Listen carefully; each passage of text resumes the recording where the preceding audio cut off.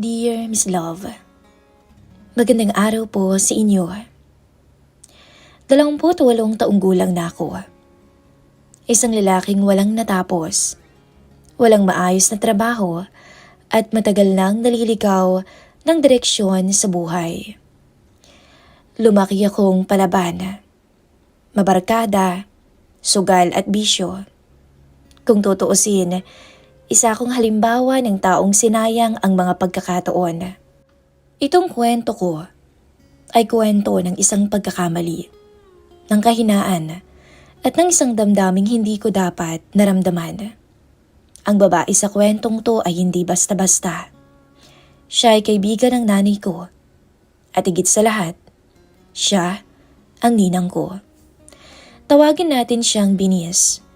40 years old na, matandang dalaga, disenteng babae, at buong buhay niya inalay niya sa trabaho at pamilya.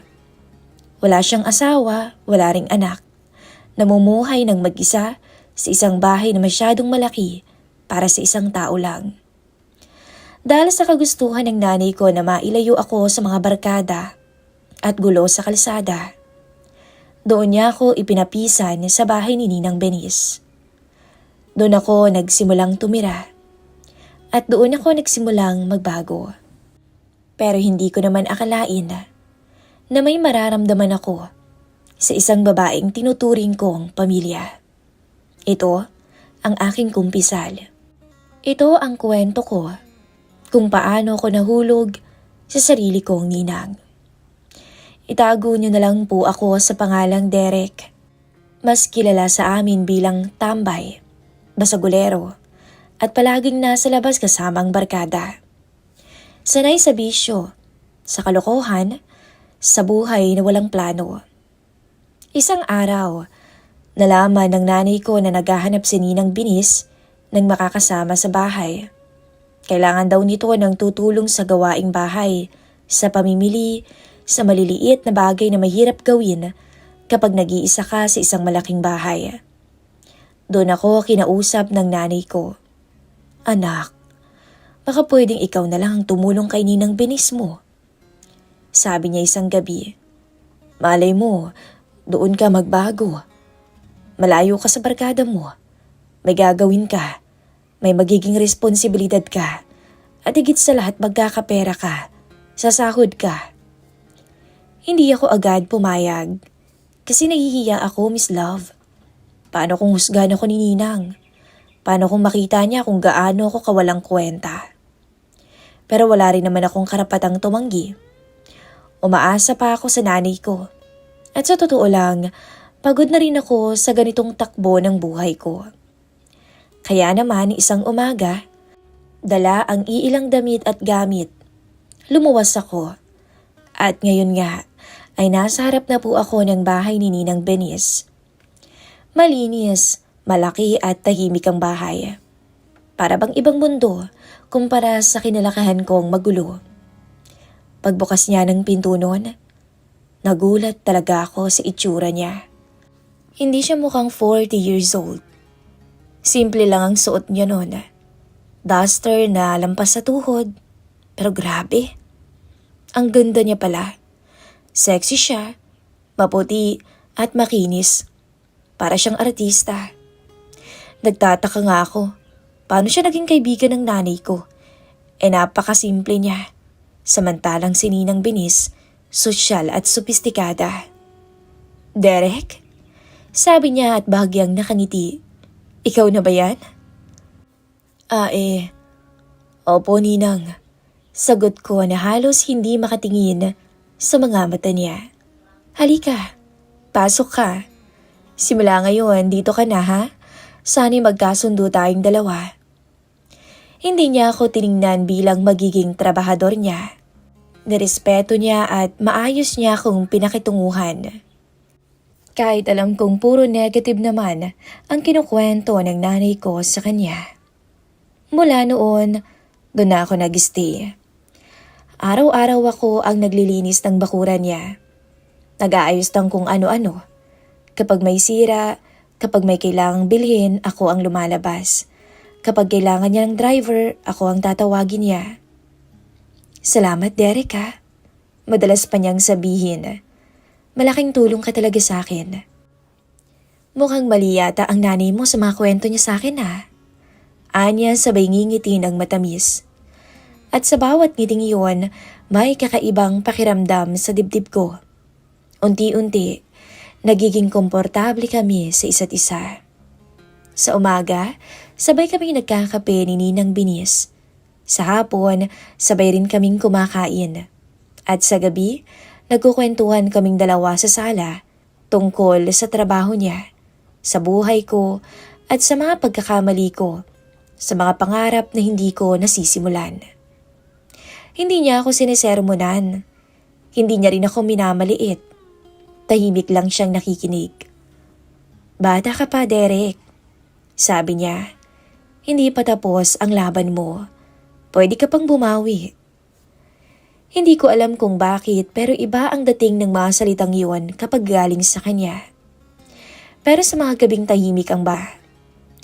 Hindi ko pa alam noon, Miss Love, na sa simpleng pagsasama namin sa ilalim ng iisang bubong, may unti-unting mabubuong damdamin sa loob ko. Isang damdaming hindi ko dapat maramdaman sa kanya. Lumipas ang mga buwan.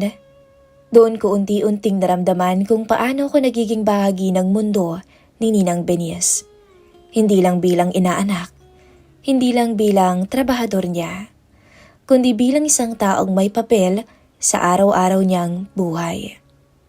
Araw-araw may routine na kami. Gigising ako ng maaga, magwawalis ako ng bakuran, lilinisin yung sasakyan, pagdidilig ng mga halaman, at minsan ay maghahanda ako ng almusal niya. Siya naman, magtitimpla na ng kape pagkagising niya, habang tahimik na pinapanood ang kilos ko mula sa pinto ng kusina. Ang sipag mo yata ngayon ha. Minsan ay biro niya. Ngumiti lang ako. Kailangan po ninang eh. Ayoko namang maging pabigat. Nakakahiya.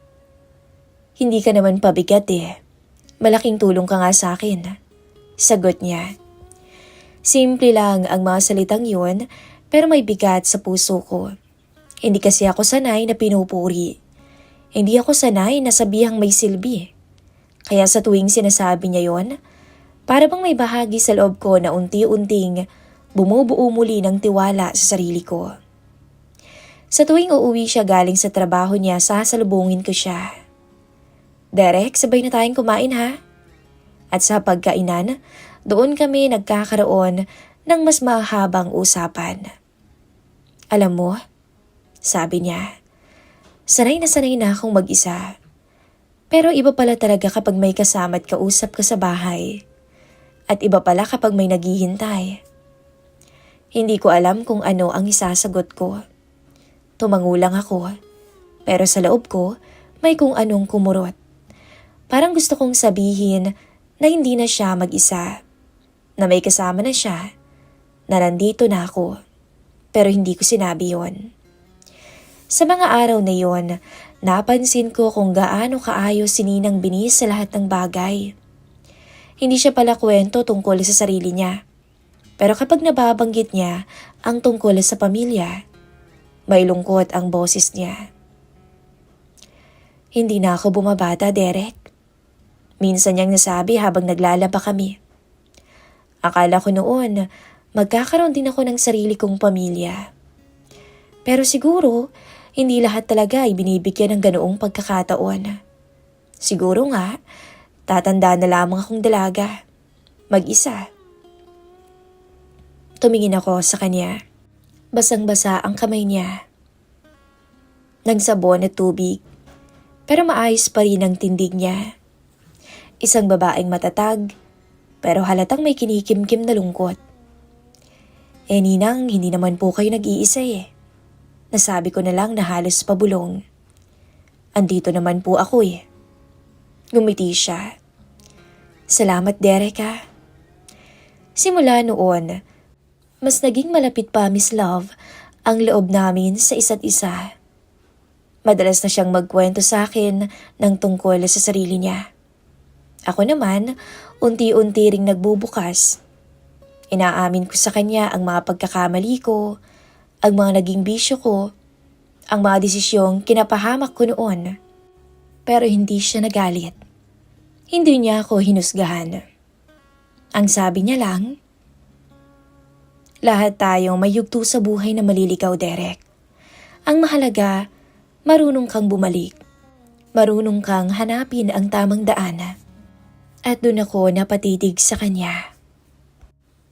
Bakit nga ba? Wala ni isang lalaking nagtangkang manligaw sa kanya. O sadyang mapili lang siya sa mga lalaki. Para sa akin kasi, masyado siyang maganda. Habang tinititigan ko siya, lumalakas yung kabog ng dibdib ko noon. Pakiramdam ko, nakikita ko sa kanya ang babaeng pinapangarap kong makasama habang buhay. Hindi ko maipaliwanag kung kailan nagsimulang magbago ang tingin ko sa kanya. Isang gabi, inabutan niya akong nakaupo sa bakuran, nakatingin sa langit. Mukhang may iniisip ka, tanong niya. Parang gusto ko na pong ayusin ang buhay ko, Ninang. Ayoko nang manatiling ganito. Ayokong maging lalaking walang direksyon sa buhay. Tumabi siya sa akin sa bangko. Magagawa mo yan, sabi niya. Hindi ka naman mahina, Derek. Hindi ka lang nabigyan ng tamang pagkakataon. Nang mga sandaling yun, parang may kung anong umusbong sa dibdib ko. Isang damdaming halo ng pasasalamat, paghanga, at kung ano-ano pang hindi ko kayang pangalanan. Alam kong siya ang ninang ko. Alam kong kaibigan siya ng nanay ko. Alam kong hindi dapat lumagpas sa hangganan ang anumang emosyong nararamdaman ko. Pero hindi ko maikakaila na may kakaibang puwersang humihila sa loob ko. Isang pagnanais na mas mapalapit pa, mas makilala pa siya, at maprotektahan siya. At siya rin, para bang unti-unti rin siyang nasasanay sa presensya ko. Sa bawat araw na lumilipas, mas nagiging natural na ang pagsasama namin. Parang dalawang taong matagal nang magkasama at nagkakaintindihan kahit hindi nagsasalita. Hindi ko pa alam noon na ang pagiging katuwang ko sa bahay ni Ninang Binis ay hindi lang pala sa gawaing pisikal. Unti-unti, naging sandalan niya rin ako. At sa proseso ng pagtulong ko sa kanya, ako naman ang unti-unting nabubuo bilang lalaki, bilang tao, bilang isang lalaking nakaramdam ng damdaming hindi inaasahan at hindi ko alam kung hanggang saan ako nito dadalhin. Hanggang sa dumating ang isang gabi, umuwi si Ninang Binis na halatang pagod. Tahimik siya, hindi tulad ng dati na may kwento agad tungkol sa trabaho. Nakaupo siya sa may sala at nakatitig lang sa kawalan. Ninang, okay lang po kayo? Tanong ko. Umiling siya. Napagod lang siguro. At nalulungkot. Umupo ako sa kabilang sofa. May problema po ba? Matagal siyang hindi sumagot. Tapos bigla siyang nagsalita. Mabagal at parang nanginginig ang boses. Alam mo, Derek, mahirap palang mag-isa. Sanay ako, oo. Pero may mga araw na bigla mong mararamdaman na para bang may kulang. Para bang may espasyong hindi mapunan ng trabaho, ng pera, o ng katahimikan. Hindi ko alam ang isasagot, pero ramdam ko ang bigat ng mga sinasabi niya. Simula nang dumating ka rito, parang hindi na ganoon katahimik ang bahay. May nakakausap na ako, may naghihintay sa akin. Dugtong pa niya. Napatingin ako sa kanya. Ninang, mahina akong tawag. Tumayo siya at lumapit sa bintana. Nakatitig sa labas. Alam kong malito. Alam kong hindi dapat. Pero hindi ko maikakaila na nasanay ako sa presensya mo, Derek. Tumayo rin ako. Hindi ko alam kung bakit, pero kusa akong napalapit. Hindi ko siya nilapitan ng sobra, pero sapat na ang distansya para maramdaman naming pareho ang bigat ng katahimikan sa pagitan namin. Ako rin po. Pag-amin ko, simula nung dumating ako rito, malaki ang nagbago sa akin. At hindi lang po kayo ninang sa paningin ko. Lumingon siya sa akin at sa unang pagkakataon, nakita akong may kislap sa mga mata niya. Derek. Nung mga sandaling yon, parang pareho kaming natigilan sa pagitan ng tama at mali. Sa pagitan ng responsibilidad at damdamin. Sa pagitan ng papel naming dalawa sa buhay ng isa't isa. Hindi ko alam kung sino ang unang humakbang. Basta ang alam ko, bigla na lang kaming nagkalapit. At sa pagkakalapit namin, ramdam ko ang init na bumabalot sa aking pagkatao. Init na nag-uudyok sa akin ang kinin ko. Ang labi ni Venus. At yun nga ang nangyari. Hinawakan ko ang pisngi niya at unti-unti siyang napapikit nang halikan ko siya. Doon, Miss Love, ramdam na ramdam ko ang kaba. Kaba na baka magalit siya, na baka itulak niya ako. Pero hindi niya ginawa. Hanggang sa nauwi yun sa isang tagpong hindi namin parehas makakalimutan. Sa carpet ng sahig, doon nangyari ang lahat. Pagkatapos noon, hingal kami. At doon pa lang kami bumalik sa tunay na mundo. Bigla siyang tumayo at lumayo. Napaupo siya sa may sofa. Hawak ang muka. Diyos ko, Derek. Bulong niya. Anong ginawa natin? Tumayo ako. Parang napako. Gusto kong magsalita pero wala akong masabi. Ang tanging naramdaman ko ay pinaghalong takot, pagsisisi, at isang damdaming ayoko mang aminin. Pero may bahagi sa aking ayaw sanang mangyari to. Pero may bahagi ring gusto. Mali to, Derek. Hindi to dapat nangyari. Ninang mo ko. Ano na lang ang sasabihin sa akin ng nanay mo? Hindi ito tama. Opo, sagot ko na lang kahit mabigat ang dibdib. Alam ko po, Ninang.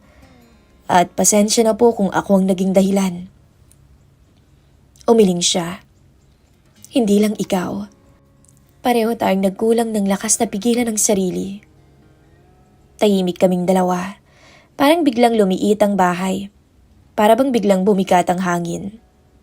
Simula ngayon, sabi niya na pilit pinapatatag ang boses. Kailangan nating mag-ingat. Kailangan nating itama to. Kalimutan natin to, okay? Tumango ako kahit masakit. Opo, Ninang. Pero sa loob-loob ko, alam kong hindi na ganoon kadali ang bumalik sa dati. May nangyari na. May nabuo na. At kahit pilitin naming itago, alam naming pareho na ang pagitan namin ay hindi na kasing linis ng dati. Sa gabing iyon, bumalik ako sa kwarto ko na magulo ang isip at mabigat ang puso.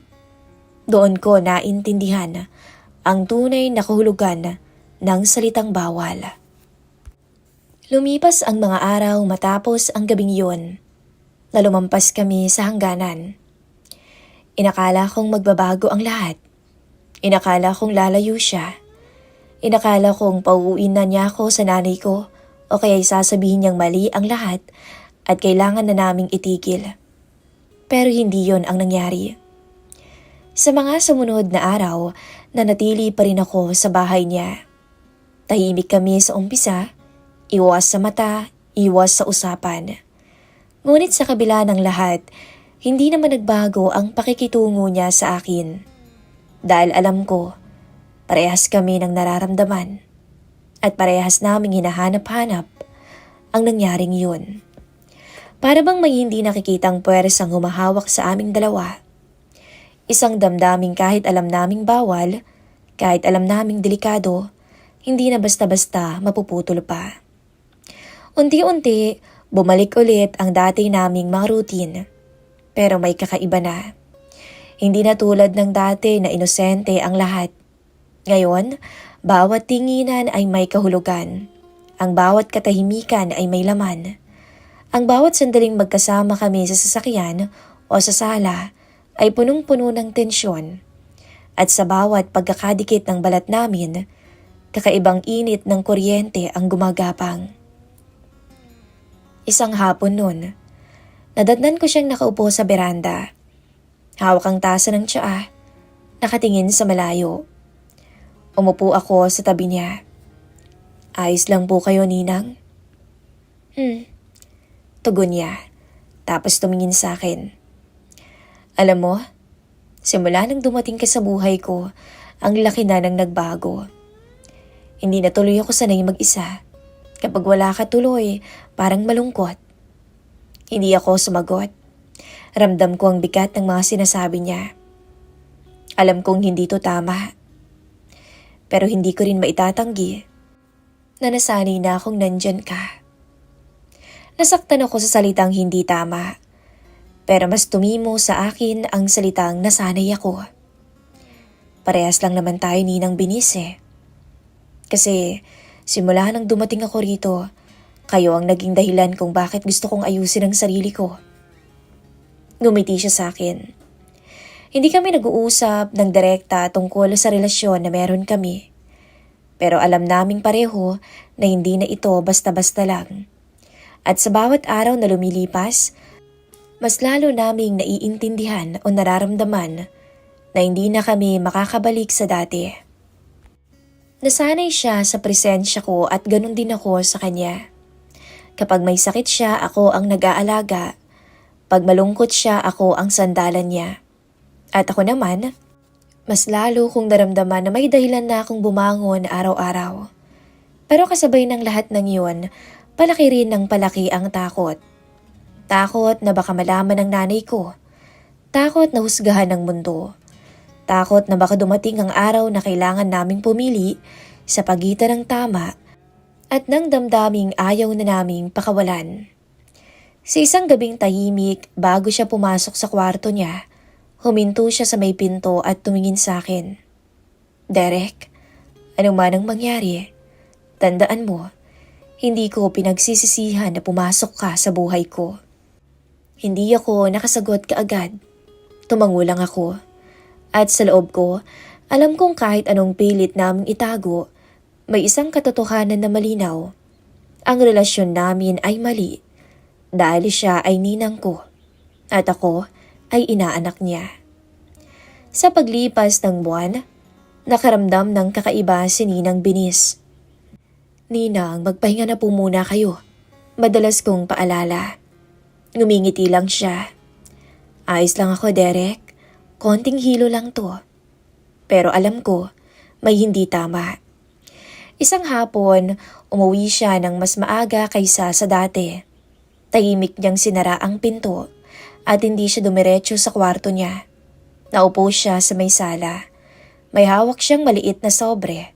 Nakatingin lang siya roon. Ninang, may problema ho ba? Tawag ko. Daan-daan siyang tumingin sa akin. Sa mga mata niya, halo-halo ang pangamba, takot at tapang. Derek, sabi niya ng mahina pero malinaw, kailangan kitang kausapin. Umupo ako sa tapat niya. Kanina, dugtong niya, nagpunta ako sa doktor. Hindi ko na kasi kayang ipagpawalang bahala pang nararamdaman ko. Huminga siya ng malalim.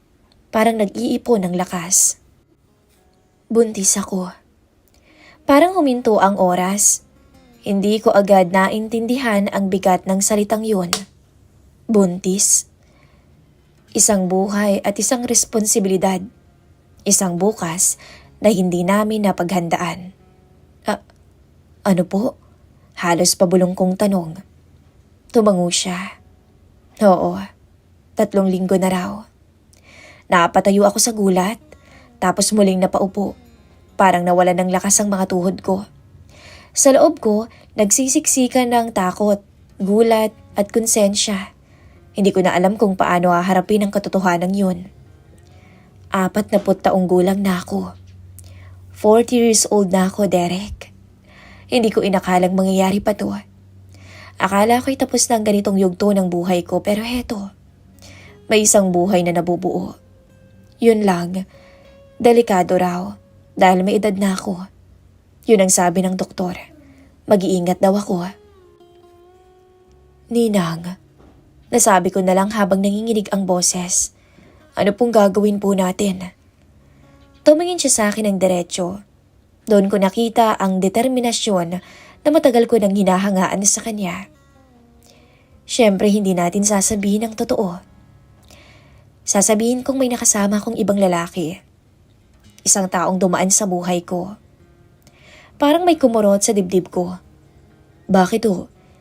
Hindi po tama na kayo lang ang pinutol niya ako. Para sa'yo. At para sa batang to. Tumayo siya at marahang inilapat ang kamay niya sa tiyan niya. Parang kinakausap ang buhay na unti-unting nabubuo. Bata ka pa, Derek. Marami ka pang haharapin. Marami ka pang makikilala. Ayokong ang buhay mo ay mabalot ng isang katotohanang magbibigay sa'yo ng pasa, kahihiyan at bigat na hindi mo kayang buhatin. Diba sabi mo, gusto mo maging successful? Hanapin mo ang sarili mo, Derek. Ninang, handa naman po akong manindigan. Bariin kong sabi, hindi ko kayo iiwan. Ngumiti siya. Malungkot pero puno ng lambing. Hindi naman kita tinataboy.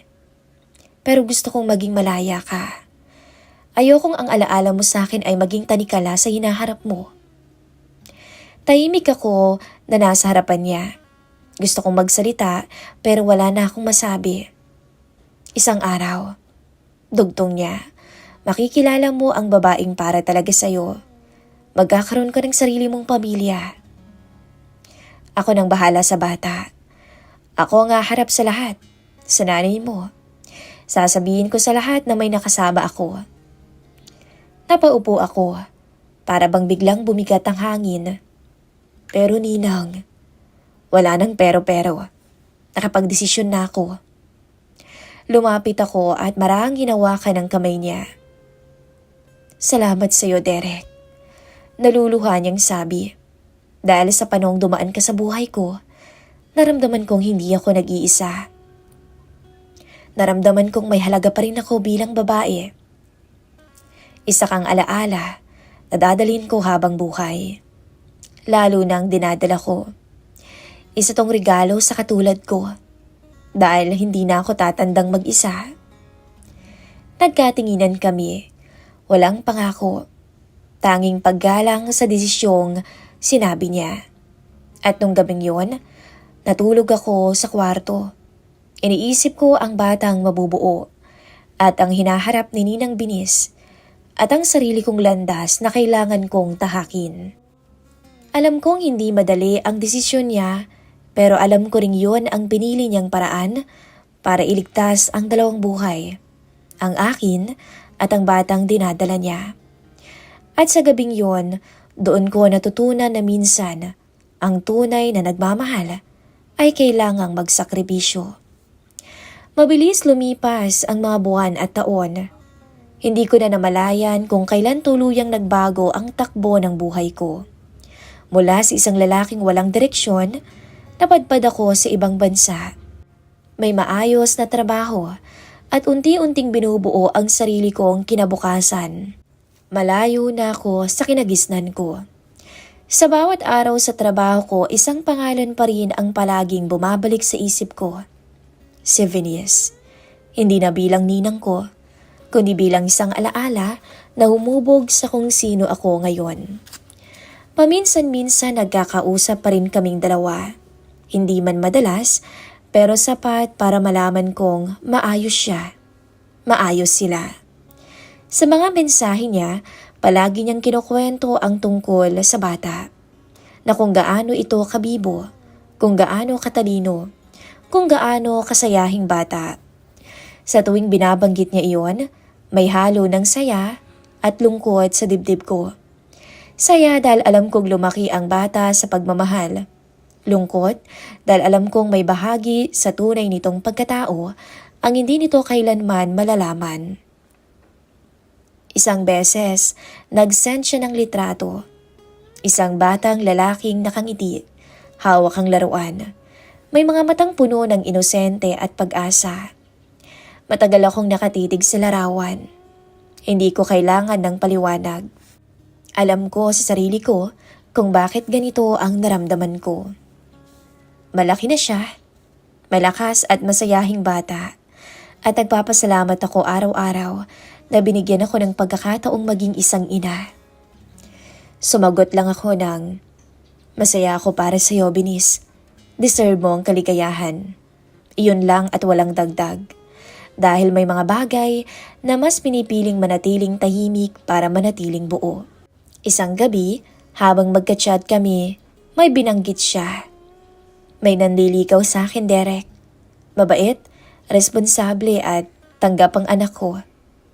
Hindi ko agad nasagot yun. Parang may kung anong humigpit sa dibdib ko. Pero hindi na iyon sakit. Kung ganun masaya ako para sa'yo. Sagot ko sa huli. Sana nga'y matagpuan mo ng kapayapaan na matagal mo nang hinihintay. At ang kasiyahan.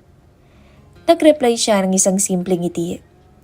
At ikaw, Derek, may pamilya ka na ba dyan? Huminga ako ng malalim bago sumagot. Wala pa nga single pa rin. Naalagaan ko pang sarili ko. Siguro darating din yun sa tamang oras. Tahimik ang mga sumunod na ilang segundo bago siya ulit nagpadala ng mensahe. Salamat sa lahat, Derek ha. Sa panahong dumaan ka sa buhay ko, natutunan kong maniwala ulit. Ikaw ang naging paalala na may liwanag pa rin kahit sa mga panahong akala ko huli na ang lahat. Napangiti ako. May bahid ng lungkot at pasasalamat. Sa malaking bansang kinaroroonan ko, napatingin ako sa bintana. Tanaw ang ilaw ng paligid. Iniisip ko kung gaano kalayo na ang narating naming dalawa. Siya bilang isang ina na muling natutong magmahal. Ako bilang isang lalaking natutong maging responsable at magpatawad sa sarili. Hindi naging kami, Miss Love. Marahil hindi talaga kami tinadhana sa isa't isa.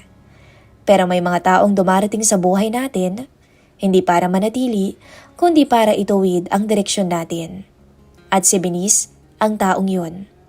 Ngayon, may sarili na siyang binubuong mundo. May anak at may bagong pag-asa. At balita ko nga, may kinakasama na siya na matanda lamang sa kanya ng 3 taon at isang negosyante sa kanilang lugar. Ako naman, Miss Love, patuloy pa rin naglalakbay. Mag-isa pa rin pero buong buo na. Hindi na ako galit sa sarili ko. Hindi na ako takot sa bukas. Bit-bit ko ang isang alaala na hindi na kailangang ulitin pero hindi ko naman kailangang kalimutan. At sa tuwing naaalala ko ang nakaraan, hindi na ako nangihinayang. Bagkus ay masaya na ako. Ito po ang aking kwento, Miss Love. Maraming salamat po sa pag-share ng istoryang to sa inyong channel. Muli, ako po si Derek.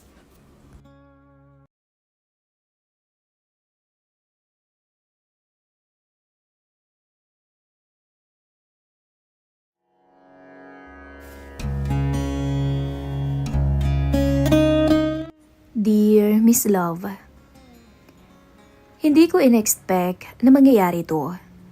Lalo na't pamangkin ni Mrs. ang involved.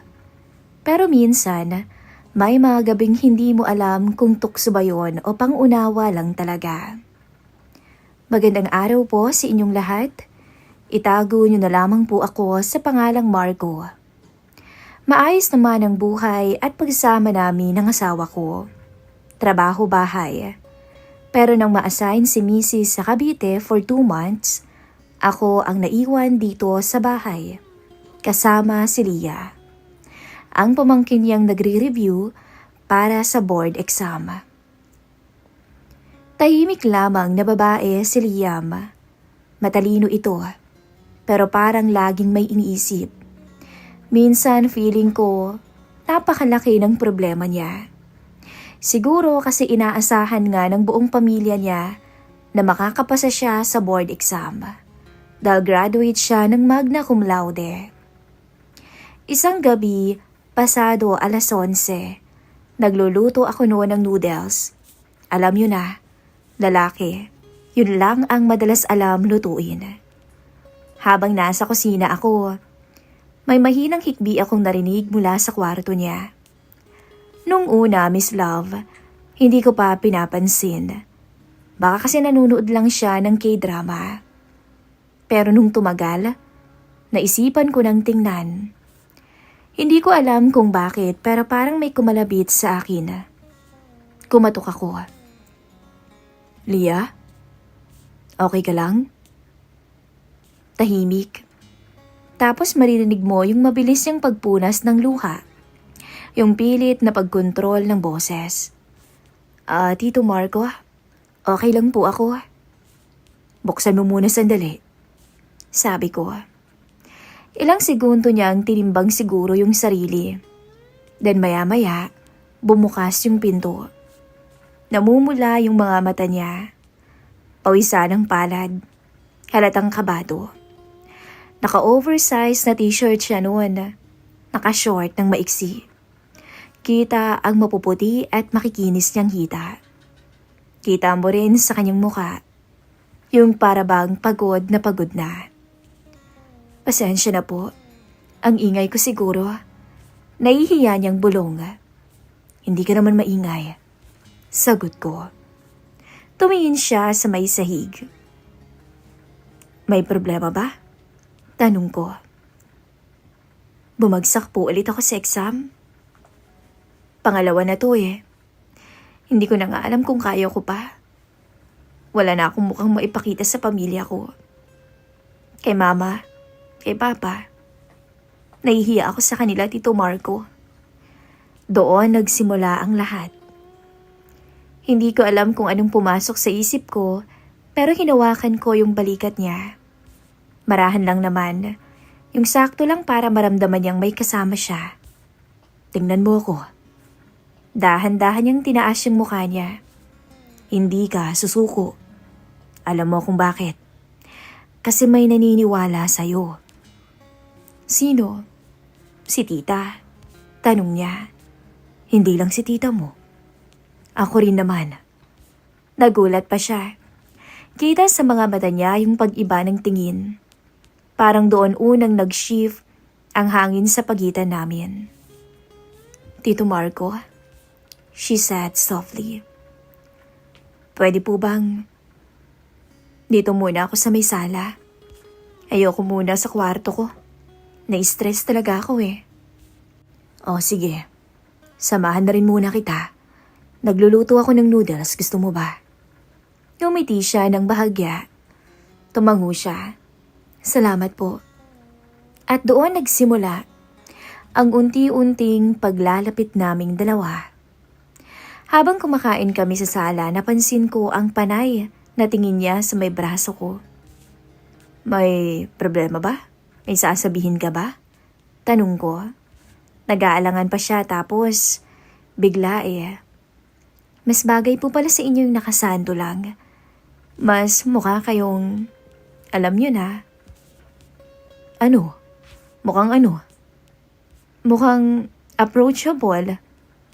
Approachable? O baka naman mas gwapo. Mas machong tingnan. Pangaasar ko. Namula siya.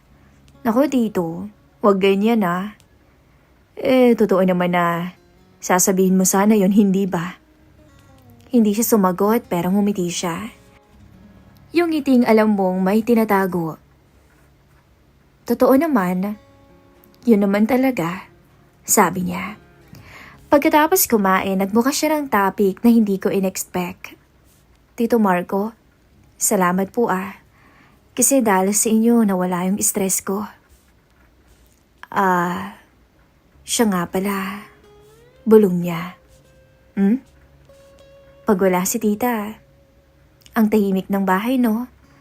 Buti na lang nandito kayo.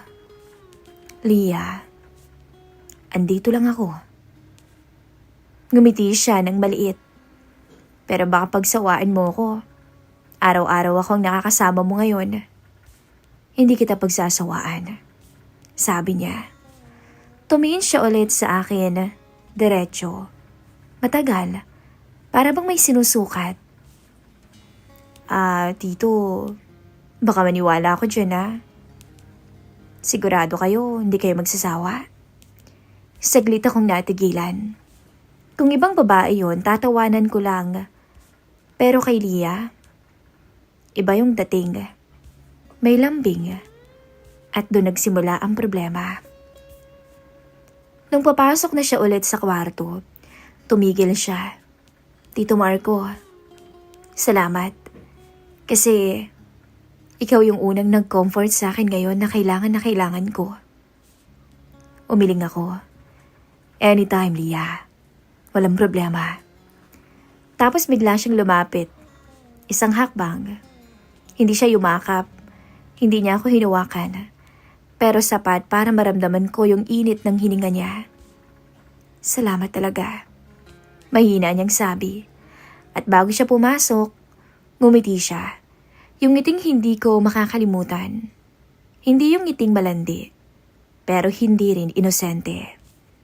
At doon ko naramdaman yung kakaibang kilabot sa dibdib ko. Hindi ito dapat, pero bakit parang may nagsisimula? Pagkagising ko kinabukasan, hindi ko alam kung bakit unang pumasok sa isip ko ay yung tingin ni Lia kagabi. Tsaka yung sinabi niya nga, sige ka, baka maniwala ako. Hindi ko alam kung biro ba yun o sinadyang patama. Pero mula nung gabing yun, parang nag-iba ang ihip ng hangin sa bahay. Paglabas ko sa sala, nandun siya. Nakamaiksing short, sando na sobrang hapit sa kanya. Bigla akong nakaramdam ng kakaiba. Nakaupo siya sa carpet. Hawak ang laptop at ang buhok niya ay nakalugay. Sa bawat pagkakayuko niya, hindi ko maiwasang mapasulyap sa bagay na hindi dapat. Mukha siyang hindi nag-ayos, pero bakit parang ang ayos niya? Good morning, Tito Marco. Bati niya. May lambing na hindi ko nakikita dati. Ang aga mo, sabi ko. Hindi ako nakatulog. Naisip kita. Lumapit siya ng dahan-dahan. Parang natural lang. Ramdam ko yung tensyon. Nakala ko lang ako lang ang nakakaramdam. Naisip ko yung sinabi mo. Hindi kita pagsasawaan. Tapos ngumiti siya. Nakatingin lang ako sa kanya. Totoo naman yun. Sure ka? Baka naman pag board exam season na ulit, tas ma-stress ako, maging iyakin. Tumingin siya sa mga mata ko. Baka naman magsawa ka kaka-comfort sa akin ha? Ano bang iniisip mo? Tanong ko para maiba. Ngumiti siya. Wala po. Curious lang ako kung gaano kahaba yung patience mo pagdating sa akin. Ako naman ang natahimik. Hindi ko alam kung sinusubukan niya ako o talagang ganito siya. Ngayon lang naman kasi siya nagsasalita sa akin ng ganun. Ngayon ko lamang naririnig ang mga bagay na to sa kanya. Bandang tanghali, nag-vibrate ang phone ko. Tito, kakain na po. Nagluto ako ng sinigang. Hindi ako sanay na siya ang nag-aasikaso. Nag-reply ako. Sige, papunta na. Pagdating ko sa kusina, nakahanda na lahat. Tapos siya, nakaupo, kumakain ng mangga habang nakasandal. Masarap to Anya. Nanood pa ako sa YouTube para ma-perfecto. Kasi gusto kong ako unang gumawa ng first move ngayon. Tapos biglang tumawa siya. First move saan? Tanong ko, kahit alam kong delikado yung tanong. Sa pag-aasikaso sa'yo. Para naman hindi lang puro ikaw yung nagko-comfort sa akin. Di ko alam kung bakit tumibok yung dibdib ko ng gano'n. Pagkatapos ng buong maghapon noon, Miss Love, lumapit siya sa sala habang nanonood ako ng TV. Tumabi siya. Hindi yung malayo. Tito, pwede ba akong humilig? Sa unan? Tanong ko agad. Hindi. Dito. Tinapik niya yung braso ko. Nagulat ako. Comfort ulit? Hindi. Nakakapagod lang and tumingin siya. Sanay na kasi ako sa'yo eh. Hindi ko alam kung bakit pumayag ako. Hindi ko alam bakit hindi ako umiwas, Miss Love. Then humilig siya. Damang-dama ko yung init. Pati na rin yung amoy ng shampoo gamit niya. Yung simpleng amoy pero nakaka-relax. Dito? Kanina nung nagluto ako, alam mo ba, in-expect kong pupuruhin mo ko. Pinuri ko naman Hindi mo naman sinabi na nagustuhan mo ko, yung luto ko. Tumingin siya pataas. Natawa ko. Gutom ka pa sa pansin, Leah? Kung galing sa'yo, oo. Doon ako natigilan. Leah, you're crossing the line. Hindi naman po ako mahalika. Humihilig lang. Anya sabay ngiti. Nagbiro ako para maibsan yung tensyon. Malapit na sa next level yung hilig mo. Depende kung pasok sa next level. Leah. Tumingin siya ng diretso. Hindi malandi pero may halong paglapit. Hindi ako umaasa. Pero kasi, nagiging safe place kita. Biglang lumambot yung tono niya. Halos bumalik ako sa realidad. Daan-daan siyang tumayo. Asan pala si tita ngayon? Travel nila mga 2 weeks pa. Tumango siya pero blanco ang tingin na para bang may iniisip. Matulog ka na. Late na, sabi ko. Okay, sige. Good night. Pero bago siya umalis, tumigil siya sa pinto. Tito Marco, bakit? Kung sakali lang, may araw ba na hinahanap mo rin ako? Hindi ako nakasagot agad. Tumawa siya. May hinalang na para bang nahihiya. Huwag niyo nang sagutin. Kita ko naman sa mukha niyo Tapos lumakad na siya papuntang kwarto niya. At bago siya pumasok, tumingin siya ulit. Pero mas matagal ngayon. Good night po. Sa paborito kong tao sa bahay na to. Tapos nagsara siya ng pinto. Kinabukasan pagkagising ko, hindi ko alam kung mas mali ba na hinahanap ko siya o mas mali na natutuwa ako na hinahanap niya rin ako. Hindi ko makalimutan yung gabing yun. Hindi dahil sa may nangyari, kundi dahil alam kong mali bago pa man magsimula. Pero kahit anong pilit kong umiwas, parang may hinihila kaming dalawa na hindi namin kayang pigilan. Nagsimula ang lahat sa isang simpleng ulan. Malakas, yung tipong kumakalabog ang bubong at parang lumiliit ang mundo. Ako, nag-aayos lang ng mga gamit sa sala. Ako, naglalagay lang ng basahan dahil may tumutulong tubig sa gilid ng bintana. Tahimik ang buong bahay maliban sa lagaslas ng ulan at hampas ng hangin. Then narinig ko yung pinto ng kwarto ni Leah. Bumukas. Nilingon ko siya. Nakalugay ang buhok niya, naka-hoodie, at halatang kakagising lang. Pero nung tumama yung mga mata niya sa akin, may tensyon agad. Tito. Sobrang lakas ng ulan. Nakakatakot. Mahina niyang sabi. Tumawa ko para mabawasan ang kaba. Kulog lang yan. Sanay ka naman, hindi ba? Hindi sa kulog ako natatakot. Lumapit siya. Kundi sa mga naiisip ko. Kasi tayo lang dalawa yung nandito. Napatingin ako ng diretso. Walang umiwas sa amin. Leah, ano bang ibig mong... Pwedeng dito muna ako sa sala. O kaya, kahit dyan na lang sa tabi mo. Huminga ako ng malalim.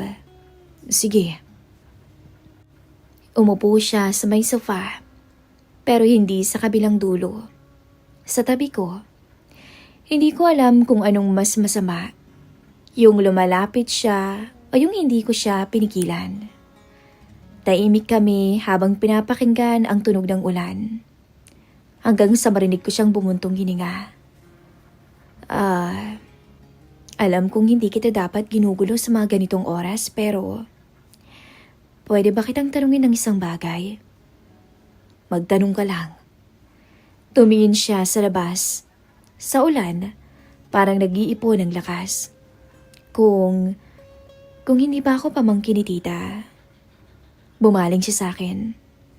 Mag-iingat ka pa rin ba sa pakikitungo sa akin? Napatigil ako. Napalunok. Hindi ko alam kung sasagot ba ako ng diretso o iiwas.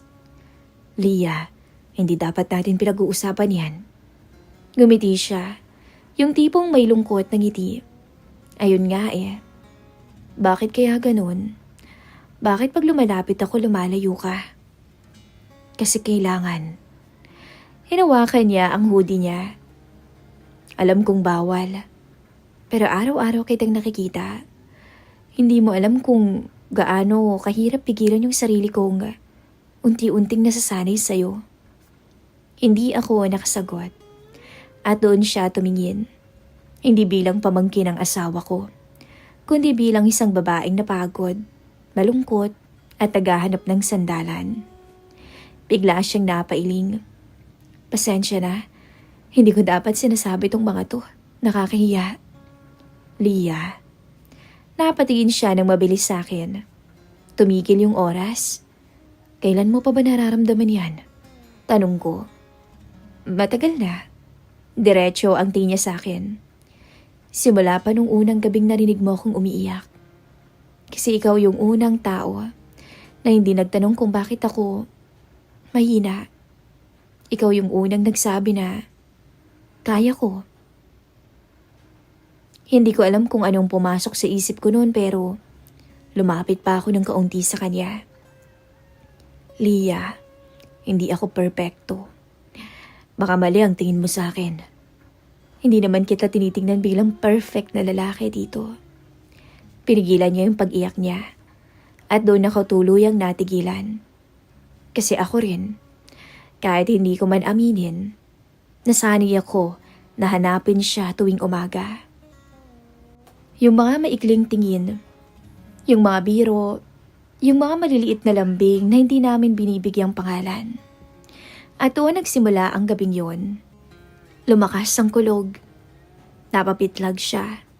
At bago ko pa mapigilan ang sarili ko, nilapit ko yung braso ko. Halika rito. Parang automatic siyang lumapit at napayakap. Dahan-dahan na humilig sa balikat ko, pero hindi na tulad nung dati. Tito Marco, bulong niya. Pwede bang dito lang muna ako sa'yo? Hindi ko alam kung tama ba. Dama ko yung paghinga niya, yung dahan-dahan niyang paglapit, yung pag-inat niya ng madaliri niya, hanggang sa maramdaman ko ang kamay niya sa braso ko. Nagkatitigan kaming dalawa. Masyadong malapit. Kung aalis ako ngayon, mas safe. Kung aalis ka, putol niya. Kawawa naman ako. At bago ko papabawi ang tingin ko, inangat niya ang mukha niya. Pero malitong nangyayari sa atin, Lia. Pwede bang kahit minsan lang, isipin natin na hindi ito mali? Kahit ngayong gabi lang, habang wala si tita. Hindi ko na alam kung anong tama o mali sa mga puntong yun. Ang alam ko lang, para kaming dalawang taong pagod na sa pagtanggi. Dahan-dahan siyang lumapit. Ako, hindi na umiwas. Pumikit siya ng bahagya at sa pagitan ng kulog, ulan at tibok ng puso ko, naramdaman ko ang noo niyang dumikit sa noo ko. Dama ko ang hininga niya sa labi ko. Wala akong ibang hinihingi. Kahit ngayong gabi lang. Huwag mo akong iwan, Tito Marco. Hindi na ako nakasagot at hindi ko na rin kinaya, Miss Love. Tara, bulong ko. Hindi kita pababayaan. Hindi na namin sinabi kung ano ang sumunod. Pero alam namin pareho, nung gabing yon, nagbukas na ang pintong hindi namin binuksan. Ang gabing nagdala sa amin sa isang linya na hindi na namin nabura. At sa kwarto naming mag-asawa. Naglapat ang labi naming dalawa ni Lia. Isang eksenang naging saksi ang 4 na sulok ng kwarto naming mag-asawa. Isang eksena na hindi ko makakalimutan. Hanggang ang halik na yon ay mas lumalim at nauwi sa isang bawal na gabi. Damang-dama ko ang bawat haplos niya. Ang bawat pagbanggit niya sa pangalan ko ay tila musika. Sinulit namin ang buong magdamag hanggang sa tuluyan kaming makontentong dalawa. Paglingon ko sa kanya, nakangiti siya kahit tulog na. Pagkatapos nung gabing yun, nagiba na ang lahat. Hindi naman agad, hindi sa isang bagsak, pero ramdam ko mula sa tingin niya hanggang sa paglapit niya, may binago yung nangyari. At ang mas nakakatakot, ako rin. Kinabukasan, pagbangon ko, hindi ko alam kung haharap ba ako kay Lia o iiwas. Paglabas ko ng kwarto, nandun na siya sa kusina. Nakatalikod at nagluluto ng itlog. Ang buhok niya noon ay nakapusod. Simpleng-simple lang pero ibang-iba ang pakiramdam ko. Hindi ko alam kung dahil ba sa gabing lumipas o dahil alam niyang lalabas ako. Paglingon niya, nagulat pa siya. Parang naghanap pa ng sasabihin. Pati na rin ako. Good morning. Mahina niyang bati. Good morning, Lia. Tapos natahimik kami sandali. Nagluto ako. Para sa'yo. Dagdag niya. Ganun ba? Salamat. Nung una, akala ko awkward. Pero hindi. Iba. Yung tahimik na parang may tinatago. Pero hindi kayang itago. Iba yung tingin niya. Hindi yung tipong naghahanap na ng comfort. Iba na. May halong pag-asang hindi ko maitama. Kumain kami. Sabay pa kaming dalawa. Walang nagsasalita sa amin pero ramdam ko ang bawat kibot niya. Ang bawat paghinga niya. At ang bawat pag-iwas ng tingin. Pero sa huli, siya ang unang nagsalita. Tito Marco. Hindi kita sinisisi sa nangyari Napahinto ako. Tumingin ako sa kanya. Hindi mo ako pinilit. Pagpapatuloy niya, hindi rin ako pinilit ng kahit na sino. Ako ang lumapit sa'yo. Ako ang humiling. Ako ang nagbigay ng sarili ko. Lia, teka lang, pakinggan mo ko. Tumigil siya sandali. Para bang nag-iipon ng lakas. Ayokong isipin mo na sinira mo ko. Hindi mo ko sinira, Tito Marco. Tumingin siya sa plato niya, tapos sa akin. Pero hindi rin kita pwedeng hawakan. Hindi kita pwedeng angkinin. Hindi ko alam kung nakahinga ba ako o mas lalo kong nabulunan sa mga sinasabi niya. Lia. Umiling siya ng marahan. Alam ko ang mali. Alam ko rin ang tama. Pero hindi ibig sabihin noon wala akong naramdaman. Lumambot ang boses niya. Hindi ko pinagsisisihan yung gabing yon, Tito Marco. Kahit bawal, kahit mali. Kasi kahit sandali, pakiramdam ko buo ako. Pakiramdam ko ang gaan ng buhay ko. Pakiramdam ko hindi ako na-pressure. Dito ako natamaan, Miss Love. Pero, dagdag niya, hindi ako pwedeng umasa sa isang tao na hindi naman talaga para sa akin. Sa isang tao na pag-aari naman ng iba. Hindi na ako nakasagot. Hindi ko alam kung sasabihin ko bang mali siya o tama siya. Lia, gusto kong maging totoo. Huminga ako ng malalim. May naramdaman ako at totoo yun. Hindi ko pa natatapos ang sasabihin ko. Tumulo ang luha niya. Tahimik, walang ingay, pero ramdam ko ang sakit. Pero alam mong, hindi talaga ako pwedeng maging sayo. Pagpapatuloy ko, hindi dahil ayaw ko, kung hindi dahil imposible. Napahawak siya sa mesa. Pinipigilan ang pag-iyak. Oo, may naramdaman ako. Pero maling ipaglaban yon. Tumingin siya sa akin ng matagal. Wala nang lambing, wala nang biruan. Puro realidad. Pagkatapos tumayo siya. Tito Marco. Lia, pwede ba kitang yakapin kahit isang beses lang? Hindi bilang pamangkin ng asawa mo, kundi bilang yung babaeng nasaktan dahil sa lalaking naging safe place niya. Hindi ko alam kung kaya ko pero tumango ako. Lumapit siya ng mabagal na para bang natatakot na baka umurong ako. Pero nang malapit na siya, niyakap ko siya. Hindi yung yakap na may tukso. Hindi yung gabing puno ng tensyon. Yakap na yung tipong nagpapaalam na. At doon siya humagulgol sa dibdib ko. Sana ibang mundo tayo, no? Bulong niya. Sana nga. Sagot ko. At parang doon ko na-realize na hindi lahat ng nagmamahalan nagtatagpo sa tamang panahon. Pagkatapos ng ilang minuto, siya mismo ang bumitaw. Ako na ang lalayo. Bulong niya. Bago pa masira ang lahat sa buhay mo. Hindi mo naman kailangang umalis, Lia. Ngumiti siya. Yung smile na may luha sa gilid. Kailangan ko. Kasi kung hindi tayong dalawa matatapos. Baka maulit ng maulit ng maulit yun. Tapos tumalikod siya ng dahan-dahan, bumalik sa kwarto niya at sinarado ang pinto. Mula noon, hindi na siya lumapit sa akin. Kinabukasan, pag uwi ko galing trabaho, nakita ko siya sa sala. Nakapack na yung mga gamit niya. At Tito Marco, ihahatid ako ng pinsan ko. Lia, no explanation, sabi niya. Baka mas mabaliw pa ako kapag narinig pa kita. Tinignan niya ako ng huling beses. Salamat sa lahat ah. Kahit sa isang gabi lang, ginawa mo kong mahalaga. Hindi ko alam kung paano sasagot. Mag-ingat ka. Yun na lang ang sinabi ko. Ngumiti siya. Kau din. Pagkaraan ng 2 araw, dumating si Mrs. Masaya, pagod, excited.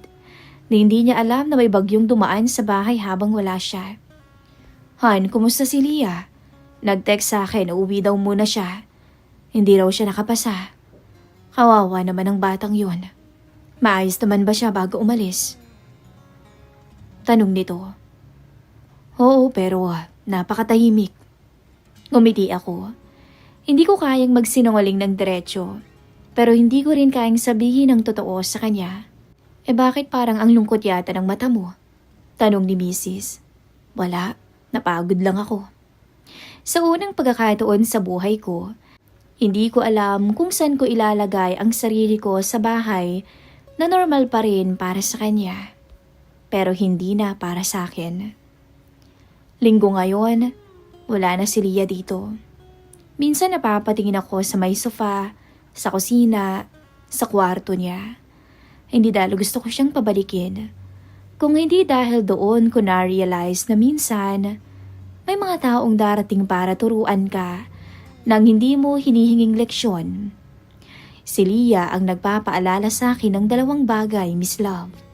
Una, hindi lahat ng mali masama. Minsan, mali lang sa tamang panahon. Pangalawa, hindi lahat ng nagpapagaan ng loob mo, dapat pinipili mo. Hindi ko alam kung gaano katagal bago mawala ang bigat sa dibdib ko. Hindi ko rin alam kung paano ko haharapin ang misis ko nang hindi naaalala yung gabing pinili ko ang hindi ko dapat piliin. Pero sigurado ako sa isang bagay. Kung minsan ay naging safe place ako ni Lia, minsan din naging paalala siya na hindi lahat ng pagmamahal sinusundan. At doon natapos ang kwento naming 2. Isang tahimik na pagtatapos at walang sigawan. Isang gabing hindi ko makakalimutan at isang umagang kailangan ko nang kalimutan. Hanggang dito na lamang po ang ating story. Maraming salamat po sa pag-share ng inyong mga kwento.